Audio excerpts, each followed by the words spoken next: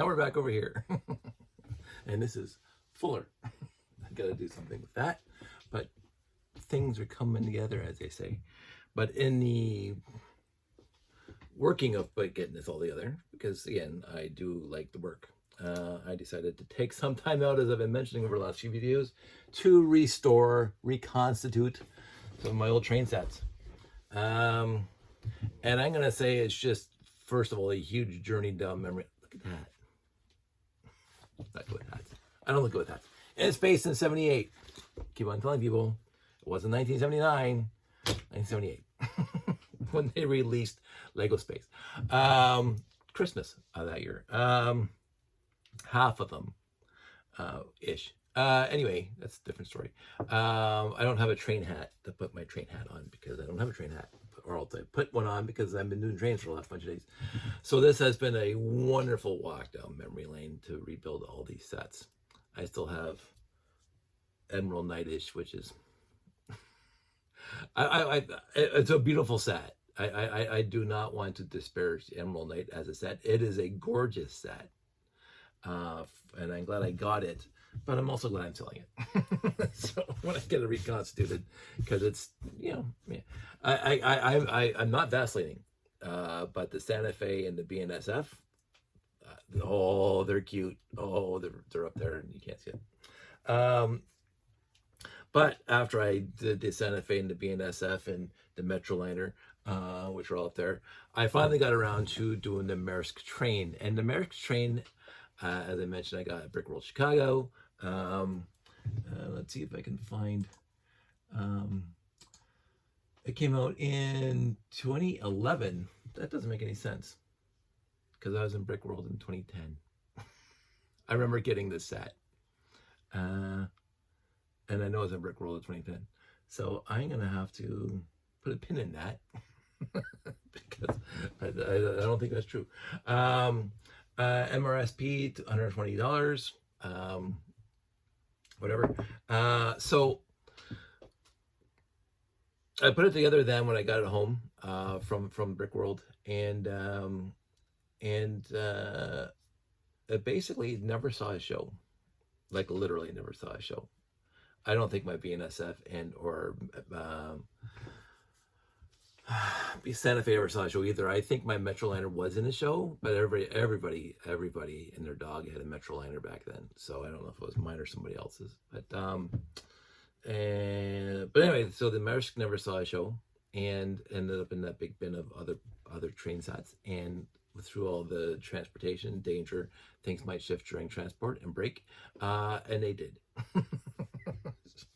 Which was slightly annoying, but it is what it is. But I had fun reconstituting it, and so let's just go one step at a time. And there's some stories here, shocking for me, because not necessarily because of my color blindness, but what happened was because I did realize over the years some parts must have fallen out of that bin through various movements or whatever, movings from here to there.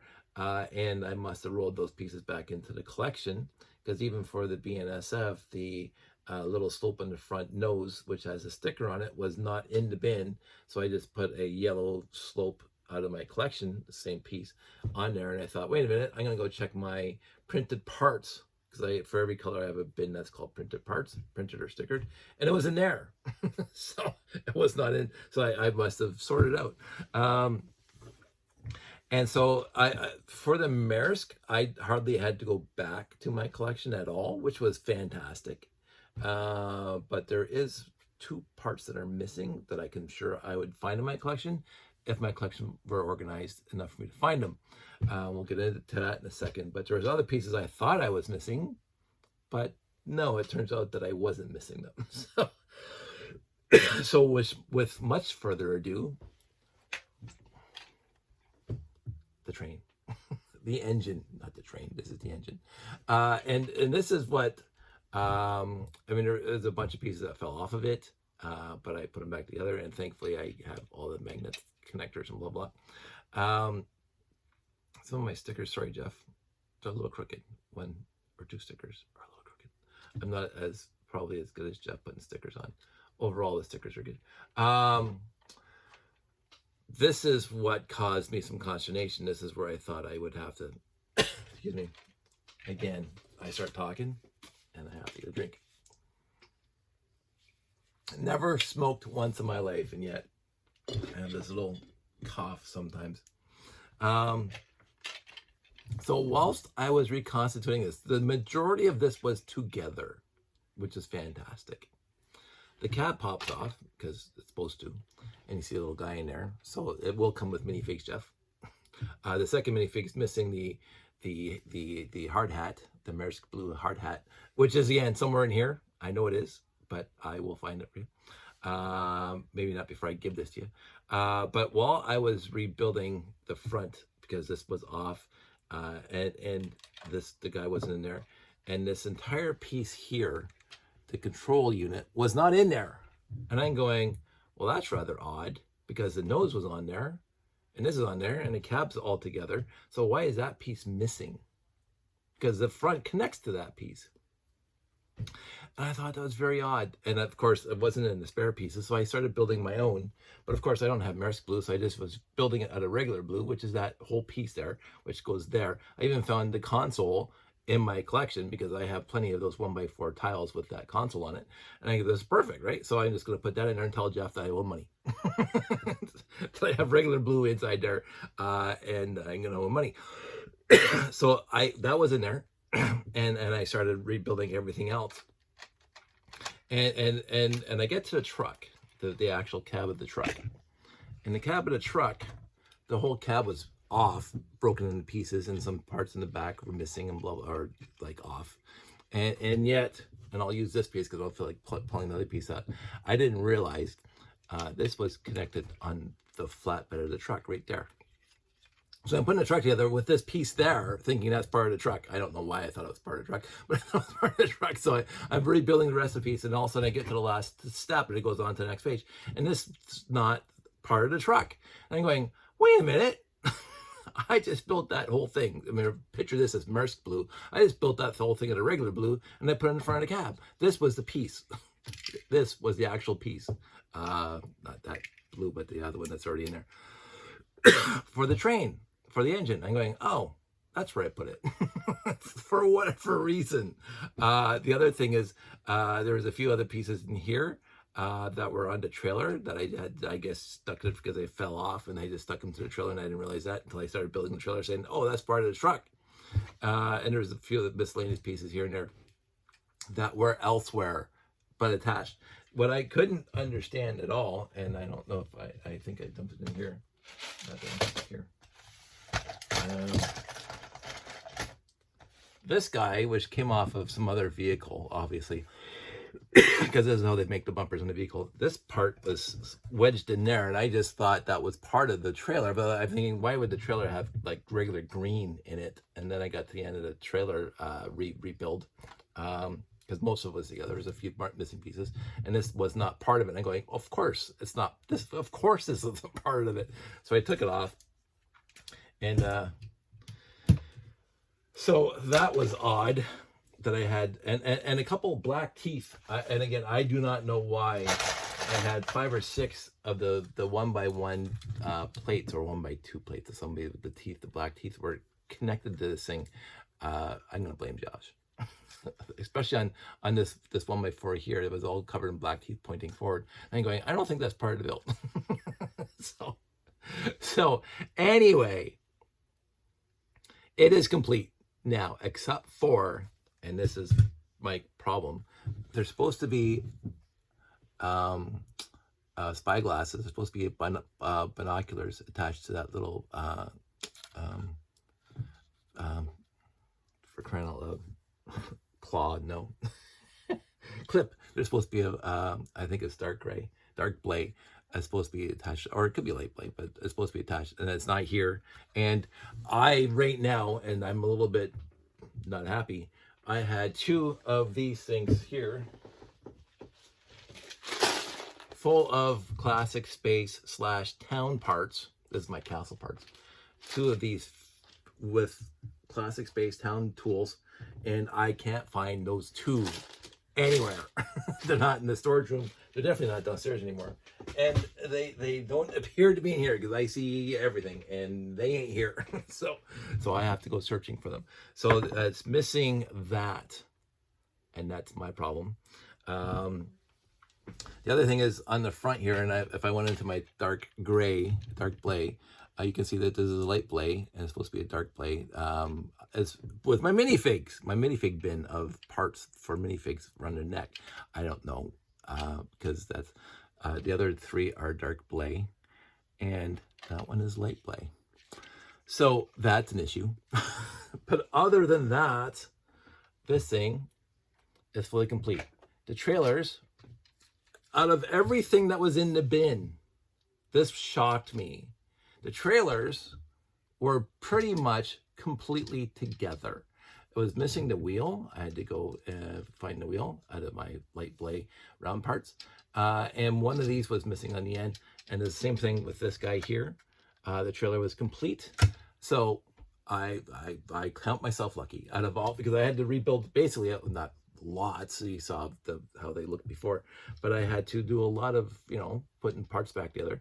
The trailers here, the cars, the tenders, whatever you want to call them, were pretty much intact. So score for me. Even the wheels were on, because a lot of wheels fell off the rest of the train. So I have the spare one here, and underneath here there's the one that's from the instructions. This one here that holds the lens up. So I'm going to leave that one in there just for Jeffy. And the stickers are all applied because I did that originally. Sorry about that. Yeah, it is good to go. As I say, the guy here is missing his hard hat, unfortunately. I will try to keep on looking for that. But again, I have a bag of hard hats, and I would not even know where to begin. So this is why I am downsizing, trying to get this thing where I know where stuff is.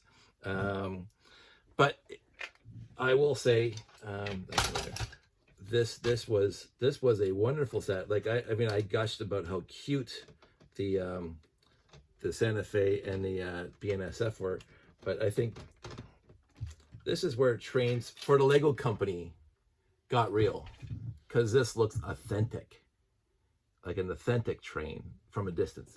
Hold it back here. Hold it back here. It looks like an age-old gauge. Now, some of my train friends have been making trains that are as accurate as you possibly can be without rivet counting. My friend Kale and my friend Tony, they have this ongoing feud about who's the better builder, Tony.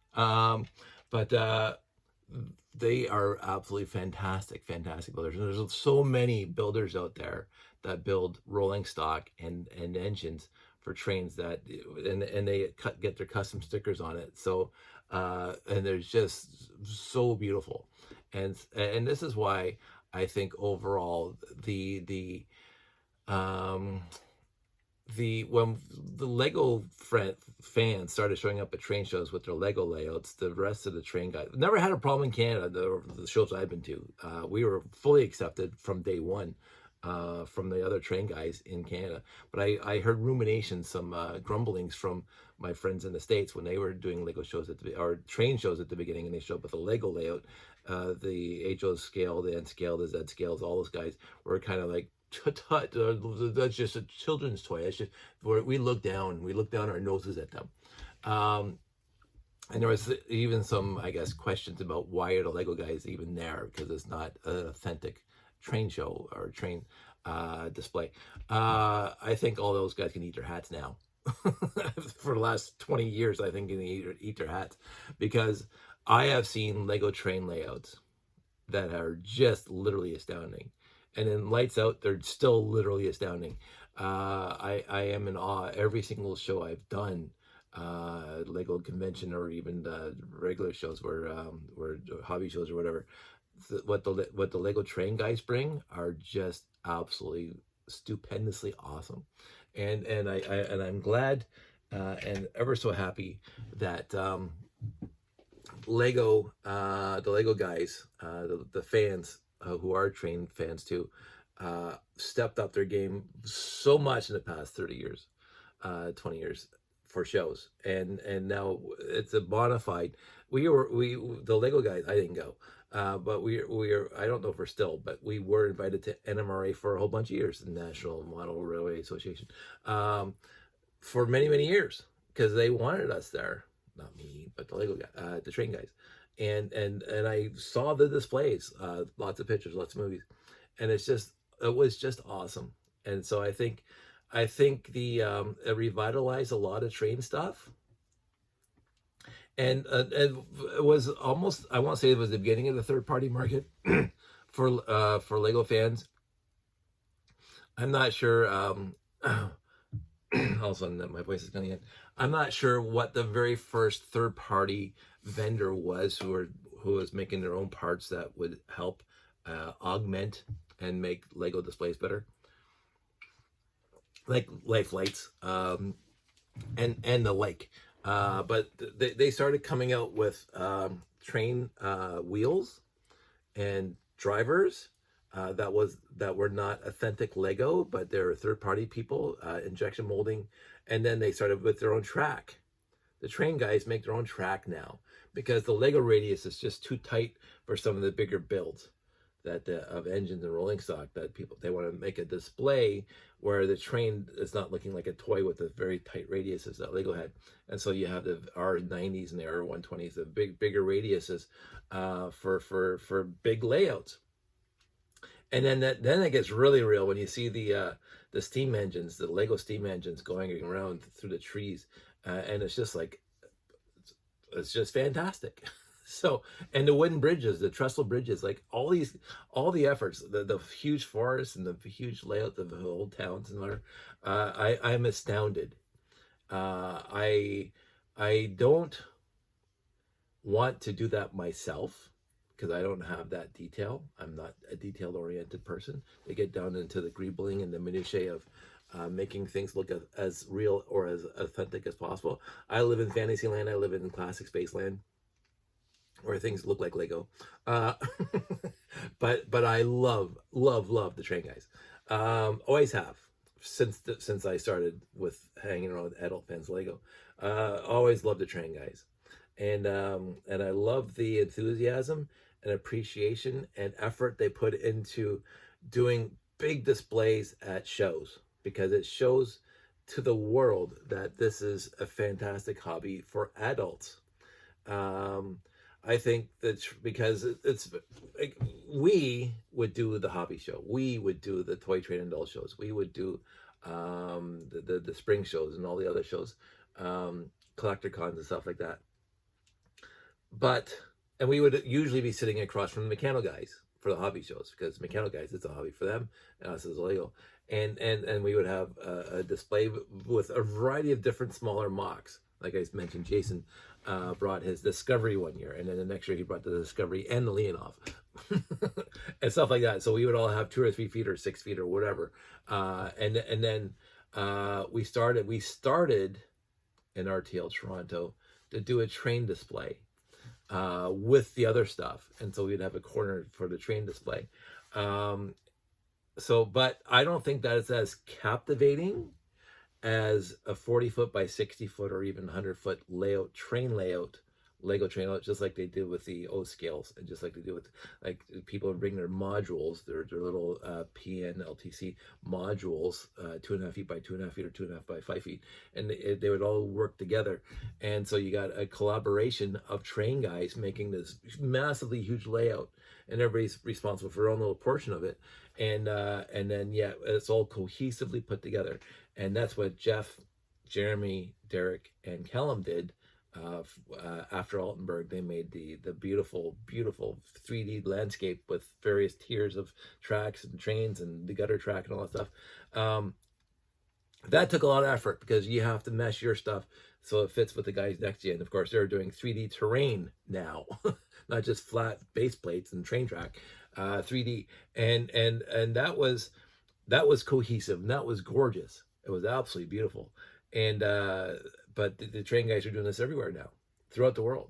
And I think that's what caught on outside the Lego community, because we were doing train shows and people were starting to notice. And that's why back at the beginning, this is after Brickfest, the first Brickfest, like Brickfest 2004, when Jake announced the BNSF, the Lego company took notice of how much outreach the Lego train community was doing, especially in North America, and at all the various shows, not just Lego conventions where it's just kind of just Lego people just want to hang around and talk Lego, which is fantastic for me, but going to other shows that really didn't have Lego there before, and it was the trains. Like, it's very hard to say I'm going to go to a maker fair or a fall fair with a Lego display, right?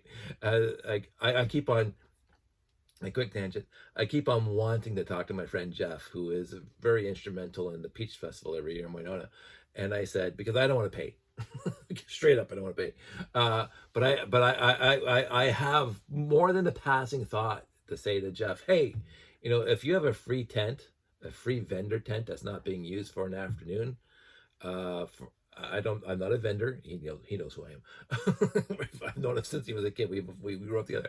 But I said, I can fill that tent for an afternoon with Lego displays and, like, have kids gawk at it or something, like I do at every other show I do, and so it's not just a passing thought. I've actually ruminated about it. My only issue is I can't leave.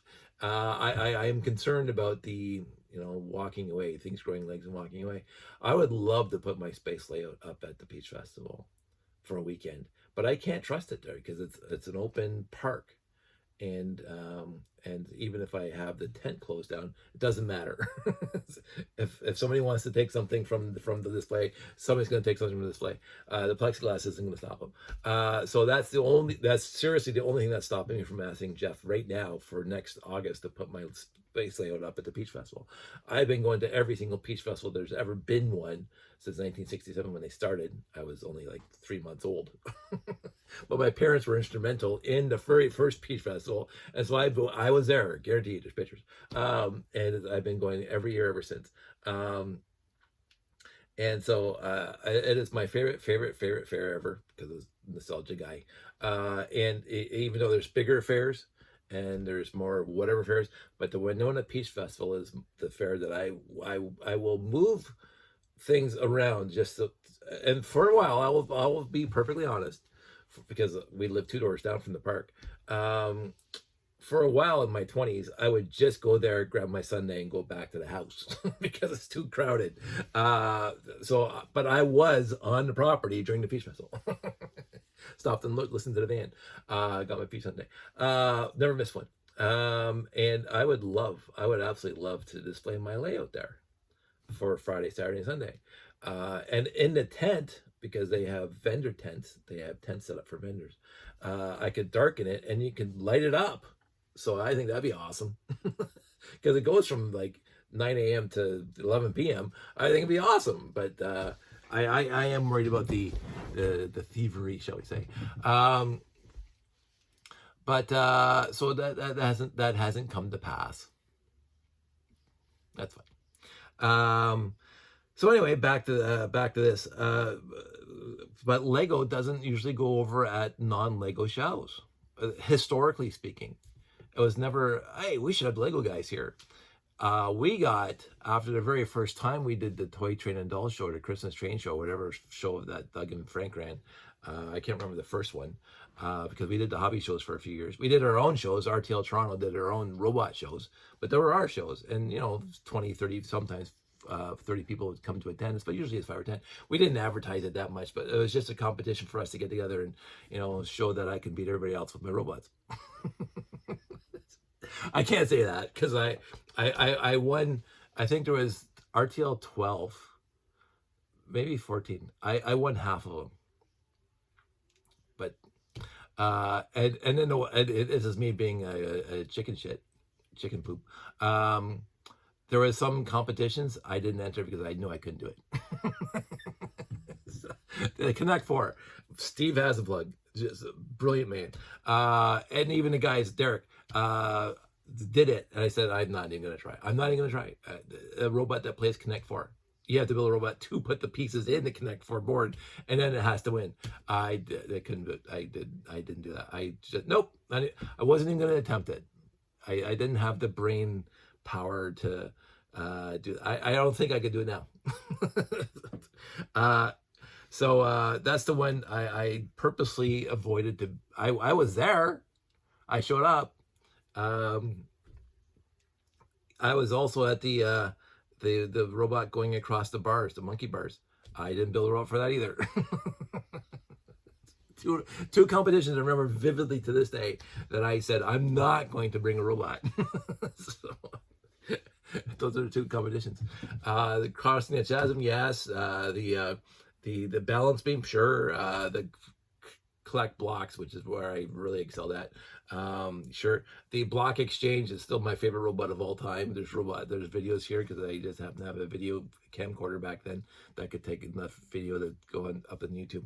But you have to go way back at the beginning of my YouTube channel. My Connect 4 robot, my block exchange robot is my favorite robot of all time. It's also one of my smallest robots of all time. But anyway, so many tangents. Jeff, your train is done. And oh yeah, so here's another one. So here's this piece here, this 1x4 Maersk blue tile. Where is it? I can't find it. So I put a regular blue tile there, and then I'm fixing this thing up, and this thing had an extra tile here. What? Oh, that's not supposed to be there. That's supposed to be back there. Ha! So Jeff, I owe you a pair of binoculars, and I owe you a dark gray neck thing for that thing right there for that. You can't see it. Yeah, you can't. I'll get it on the screen. There, I have to fix that. And so those are the only 2 pieces that were missing. Yay! So take it as a win. I'm happy. I'm happy it's going to Jeff because that makes me very, very happy. Because he's a very good and dear friend, and he deserves this. So, 27 minutes, sure. I'm trying to keep these things under half an hour. That's it. That's all. I hope you. I might do the Emerald Night, not tonight, but I might do the Emerald Night. I'm not really. I don't know. That it doesn't. I bought it because I wanted it, and then I put it together, and I'm going, yeah, it's a nice one. Don't get me wrong, it's a beautiful set, but it's going to be low on my totem pole of priorities. That's it. You guys all stay safe. Take care.